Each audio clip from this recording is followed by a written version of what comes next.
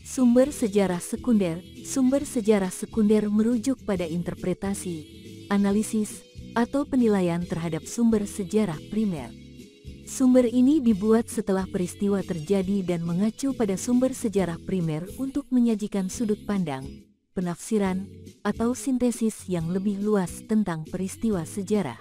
Berikut adalah beberapa contoh sumber sejarah sekunder. 1. Buku teks sejarah. Buku-buku yang ditulis oleh sejarawan berdasarkan penelitian mereka tentang peristiwa sejarah.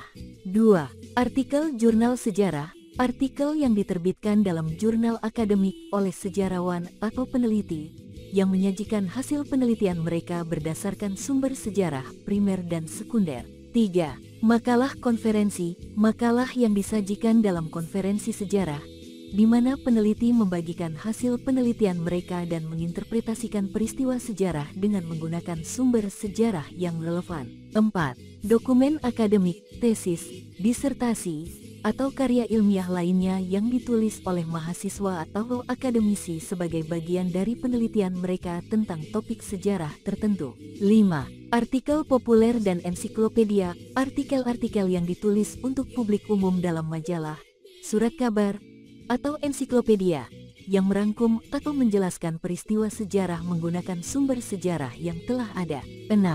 Film dokumenter. Film-film yang menggunakan sumber sejarah primer dan sekunder untuk menyajikan narasi visual tentang peristiwa sejarah tertentu. Sumber sejarah sekunder penting karena mereka memberikan analisis, sintesis, dan interpretasi terhadap sumber-sumber sejarah primer.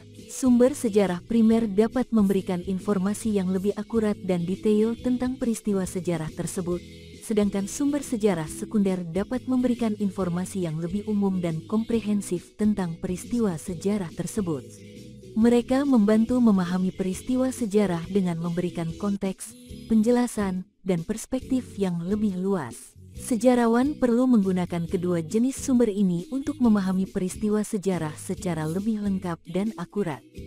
Namun, penting untuk mencari sumber yang andal dan terpercaya, serta menyadari bahwa interpretasi sejarah dapat bervariasi di antara penulis dan peneliti. Berikut adalah beberapa tips untuk menggunakan sumber sejarah sekunder. 1.